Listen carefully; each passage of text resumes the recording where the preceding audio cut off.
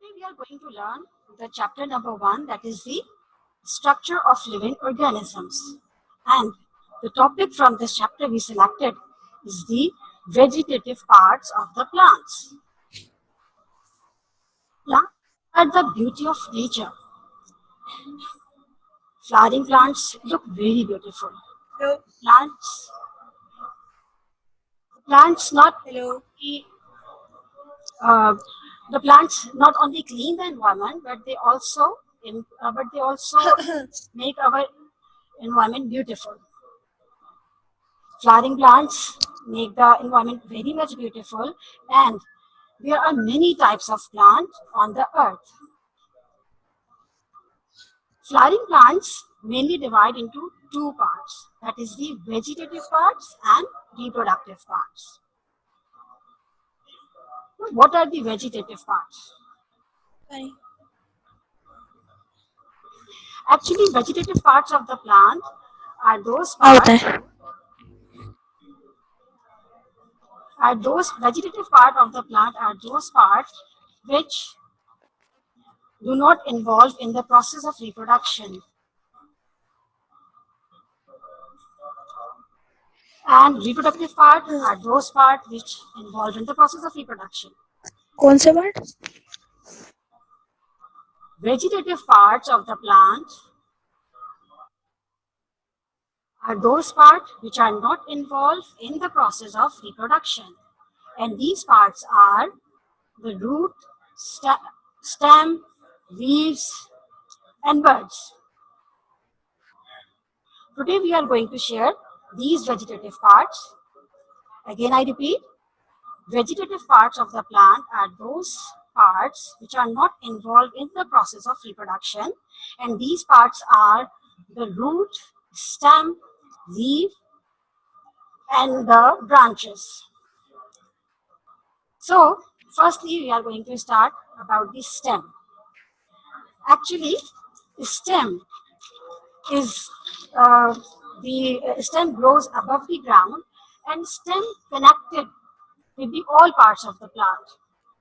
As we mostly observe, the stem is a part of the plant which grows above the ground. It bears leaf, bud, flower, and fruits. And as I told you, the stem are connected with all parts of the plant. Actually, underground, the root is present, which connected with the stem, and stem grows above the ground. At the top of the stem, the aerial parts of the plant are present, and these aerial parts are the leaf, bud, flower, and fruit. I hope you understand. Again, I repeat, the vegetative part of the plant are those parts which are not involved in the process of reproduction, and these parts are the stem, root, and leaves. Today we are going to learn about the stem, root, and leaves. We learn their structure, their parts, and their function. The stem is the part of the plant that grows above the ground. It bears a leaf, bud, flower, and fruit as the aerial part. Mostly we observe stem is erect and upright. It keep the plant standing condition above the ground. And as I told you, stem are connected with the all parts of the plant. When the stem is when the plant is young, the stem color is green, and it also take part in the process of photosynthesis. But when the plant becomes older, the color of the stem turns change into brown, and the stem also become hard. This hard stem support the plant and keep the plant in standing condition. Mostly we observe these characters in the stem, but there are some other plants which have the stem that grow horizontally. They cover the ground quickly, and they need the surface of the ground to spread their stem, just like we observe in the strawberry plant. The strawberry plant stem not grow vertically, but it grow horizontally, and it cover the surface of the ground. Some plants stem are long, thin, and weak, and they cannot keep themselves erect and upright, but they need to keep themselves erect. That's why they have some special accessories which is called the tendrils, these tendrils twisted around the other plant stem or the walls, and due to this tendrils, they climb on the other stem or the walls. That's why they have the name of the climbers, climbing plants, or the creepers. In Urdu, we use the term for the climbing plants is bale, just like angur ki bale, karele ki bale. I hope you understand. Now I repeat it again that some plants' stem are thin, long, and weak. They cannot keep themselves erect and upright, but they need to keep themselves upright to get the sunlight and the air. That's why they have some special accessories, which is called tendrils. These tendrils help them to twist around the other stem or the walls, and by these, they creep on the other stem and walls, or climb on the other stem and walls. So they have the name of the climbing plants. The grape climber is the example of these type of plant. Some plant stem is thick and fleshy, and they store food in them. And we observe this type of stem in the bulb. Onion bulbs and corns are the example of the thick and fleshy stem, and they store food in them. These are the characteristics. We found that these different types of stem, but mostly we found the stem which is erect and upright into above the ground, and they bear the aerial part of the plant, that is the leaf, bud, flower, and fruit. Now we have to learn the parts of the stem. Either the stem grow vertically or horizontally, or maybe they have the fleshy stem, they are the fleshy stem, or they are the climbers, but all these type of stem have some specific part, and these parts are the node, internodes, terminal bud, axillary bud. And we need to learn about these parts. What are these parts? What are these parts? The node. Actually, node is the swelling area of the stem where the leaf and buds grow.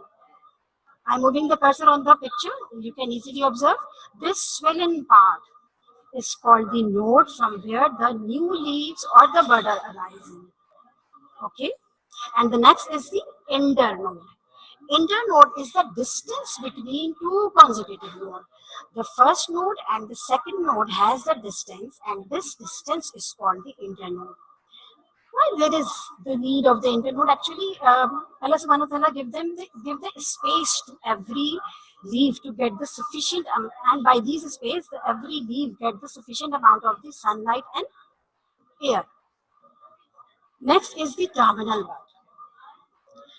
It is a bud which is present at the tip of the stem, and this tip has the growing points. Here you also observe the young leaves. Mostly you observe in the young plant is quickly grow at the tip because there is the dividing cells, and the dividing cells are present in maximum quantity. That's why this terminal bud is quickly increase in length, and we can say that the terminal bud is responsible to increase the length of the stem. I hope you understand. Now let's move forward. The fourth part is the axillary bud. Axillary bud is the small bud which grow on the axils. Look here in the picture. My cursor is moving here, the axils. Actually, axil is the junction of the leaf and the stem.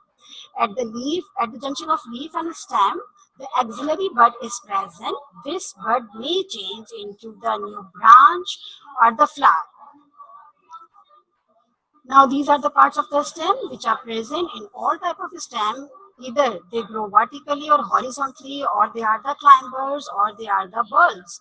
But these parts are present in all type of stem. Again, I repeat these parts. These parts are the node, from where the new leaves or bud are arising. It is the swelling part of the stem. The internode is the distance between two consecutive nodes, and the terminal bud is present at the tip of the stem, by which stem quickly increase its length. And the axillary bud is present between at the junction of the leaf and the stem. This axils may grow into the new branch and the flower. Now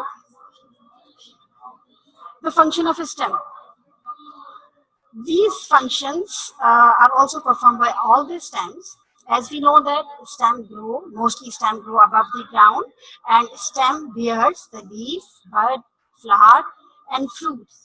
Stem also fixes the plant above the soil. Above the soil, all the aerial parts are joined with the stem, and stem fix them to get the sufficient amount of the air. The space between leaves help to obtain air and sunlight. In previous slide, we observed that the spaces between two leaves, which is called the internode. Here, the function of these internode, by this, every leaf is able to obtain sufficient amount of air and sunlight and do their process of photosynthesis. Stem is also responsible to transport water from root to the leaves, and this transportation is done by the special type of cells which is called the xylem cells. Stem is also responsible to transport prepared food from leaf to all parts of the plant. This transportation is also done by the another type of special cells which are called phloem sieve tubes. In all green parts of the plant, or we can say all green parts of the stem, is involved in the process of photosynthesis. So we can say that photosynthesis is also takes place in the stem, where the stem color is green. Some stem also store food in them. That's why they become thick and fleshy, as we learn about the onion bulb and also in the sugarcane. Sugarcane is also the example of the stem that stored food in them. Now, I just recall it that the stem, a function of a stem are they bear leaf, bud, flower and fruit, and it fixes the plant above the soil. The spaces between the leaf helps these leaves to obtain the sufficient amount of sunlight and air. The stem transport water from root to leaf. The stem transport prepared food from leaf to the all parts of the plant. Photosynthesis takes place in them where the parts of stem is green, and some stem store food. That's why they become thick and fleshy. These are the function of a stem. Now we shared the characters of the stem, the parts of the stem, and the function of a stem. Students, do you know that? Do you know about the world largest tree? The largest tree name is Sequoia, and it is commonly called the giant redwood tree. Again, I am repeating. The world largest tree name is Sequoia, and it is commonly called giant redwood tree. It is found in California, USA. It is too much long and its stem is too much thick. If 20 people stand around the stem by spreading their hand, that they cover its diameter. Imagine that 20 people make a circle by spreading their hands. So how much long the circle is? And this circle mentions the diameter of the giant redwood tree. If you want to observe these pictures, you may go to Google and search with the name of giant redwood tree. You find it, and it is too much. It has too much amazing pictures. Sometimes these giant wood tree also convert into a tunnel, and some small cars can pass through these tunnels. I'm telling you by this that you imagine how long and large stem are found around the world. Now move forward. Our next vegetative part is the root. The root is the underground part of the plant. That's why it is non-green in color. Root go deep down in the ground and it fixes the ground. It also spread in the ground in search of water. Root, similar like the stem, root also have some parts. These parts are the root tip, root cap, root hairs. Now, what is the root tip? Root tip is the growing part. It is present. Look here, my cursor is here. It is present at the tip of the root. So, it is responsible to increase the length. As we heard in the stem, the terminal bud. In the terminal bud, the cell division is maximum. Similarly, here at the root tip, the cell division is at its maximum quantity, and here the new cells are present, which become very soft. So there is a chance that they may damage by the friction of the soil and sand particles. That's why Allah subhanahu wa ta'ala protect them by the root cap. Root cap. The tip is protected by the strong root cap. This tip is covered by the strong, thick root cap, and this root cap prevent them from damaging. Move forward. The third one is the root hairs. Above the root tip and root cap, small, fine hair-like structures are present, which are called the root hairs. They have very thin membrane.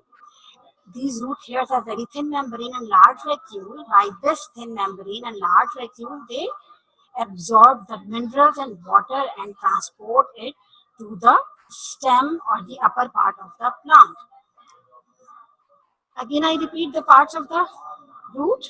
The root tip, it is present at the tip of the root, and here the cell division is maximum at level, so it increases the length. By increasing its length, the plant firmly fixed in the soil, and here, as I told you, the cell division is maximum level, so the new cell, which are very soft, they may damage. There is a chance of damaging. That's why they are protected by the root cap. Root cap is the is protected the root tip by the thick covering. Just above the root tip and root cap, the small, fine hair-like structures are present, and these are called the root hairs. Root hair absorb the water and salt from the soil and transport it to the above part of the plant.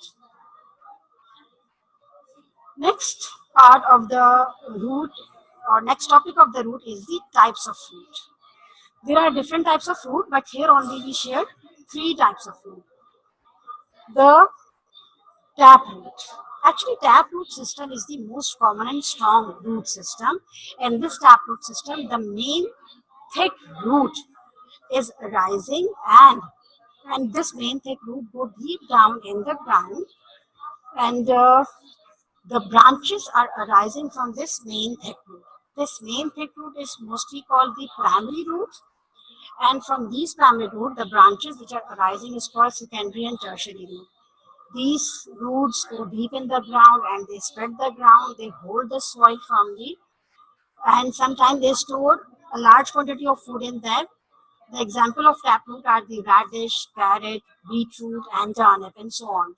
We also observe the taproot in the Sadabahar plant, which is called the Vinca rosea also. Another type of fruit is the fibrous root. In the fibrous root, in some plants, the root, branch root of same size branch root grow at the same time. They do not go too much deep in the ground, but they spread very much. These type of roots are called the fibrous root, and we observe these root in the plant of grass. It is very common example, so you can easily observe the root of the grass. These are the small, same size of branch roots that arise at the same time, and they are not too much deep, but they spread. These are the grass is the example of the fibrous root. Third type of fruit is the adventitious root. This adventitious root actually directly grow from the stem, and they are called the adventitious root. It is also not go too much deep in the ground, just like the fibrous root. And the example of this adventitious root is the onion bulb. Here in the picture, you can easily observe these roots. We observe in our at home the onion. So these roots are called the adventitious root. Again, I repeat the types of fruit: the tap root, the fibrous root, the adventitious root. Tap root, in the tap root, the one main thick root, and from which the branches are arising. These are called the tap root. It is the strongest root system. The example of tap root are the carrot, radish, beetroot, turnip, etc. Fibrous root are the root in which the branch root are arising, same size of branch root are arising at the same time, and the example of fibrous root is the grass. Adventitious root in some roots, in some plants, the root grow directly from the stem, and they are called adventitious root. We observe it in the onion bulb. These are the types of fruit. Now, the next is the function of root. As we know that root fix the plant firmly in the soil. The stem fixes the plant above the soil, and root fixes the plant firmly in the soil because it goes deep down and it spread. By this spreading, it not only fixes the plant in the soil, but they also hold the soil, hold the water. It absorbs water and minerals directly from the soil. This water and mineral used in the manufacturing of food, and this water is not only used in the manufacturing of food, but they also support to maintain the shape of the young plant. A root may store food as well, as we shared in the taproot. So the some type of root also store food in them. Here again, that the root absorb water and minerals directly from the soil and transport it to the above part of the soil. This water and mineral used in the process of photosynthesis, and also water is used to maintain the shape of the soft part of the plant. Yes, here we here we shared about two vegetative parts, the stem and the root. We shared the parts of the stem, characters of the stem, function of the stem. We also shared the types of the parts of fruit, the types of fruit and function of fruit. And our third vegetative part is the leaf. Leaf, we commonly observe on this plant, the leaf are present. Leaf is the aerial part of the plant. The leaf is flat, green part of the plant which grow from the node on the stem. Node is responsible to grow a new leaf. Leaf is flat, it is thin. Mostly leaf is green in color. Leaf is green in color. Now, let me share the structure of leaf. Actually, the picture which is shown over here is the dicot leaf, and this leaf is bifacial, means it has two surfaces. The upper surface is shiny and the lower surface is dull. The shiny surface is reduce the water loss, and it is dark green in color due to the presence of large quantity of chlorophyll cells. And the lower dull surface is because of the small holes called stomata. Means the lower dull surface contain the number of stomata, which are the holes, small holes, and by this holes the gaseous exchange takes place. The flat green part is called of the leaf is called the leaf blade or lamina. This lamina is attached to the stem by the thin petiole. Okay, this green blade or the flat part is called the leaf blade or the leaf lamina, where the cells perform their function, and this leaf is attached to the stem by the thin stalk which is called the petiole. The lamina is supported by the thick midrib. This midrib is present in the middle of the leaf, and side veins are arising. These veins actually contain xylem and phloem. These xylem and phloem are transported water and food in them. This is the structure of the leaf. Again, I repeat, the flat green part of the leaf is called the leaf blade or lamina, which is attached to the stem by the leaf stalk or petiole. The lamina is supported by the thick midrib in the middle and the network of veins. These veins contain xylem and phloem, which transport food and water in the leaf. Not only the xylem and phloem support the structure of leaf, but also the water content which filled in the cells. That's why these cells when they have sufficient amount of the water, then they maintain their shape as well. Here I am shading you the internal structure of the leaf. This picture is little bit different than the picture is present in your book. Actually, but some parts are very clear, and this picture is very much helpful for you to understand the internal structure of the leaf. The top part is the cuticle.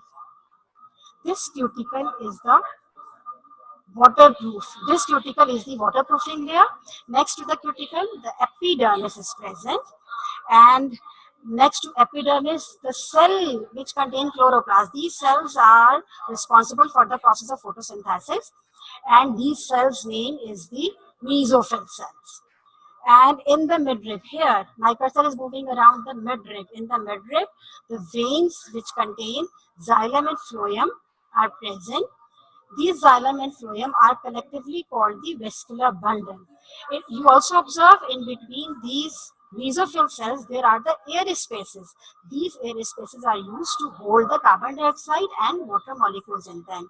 These carbon dioxide and water molecules in and out by the opening of stomata. These stomata are made up of two guard cells. I hope you understand the internal structure.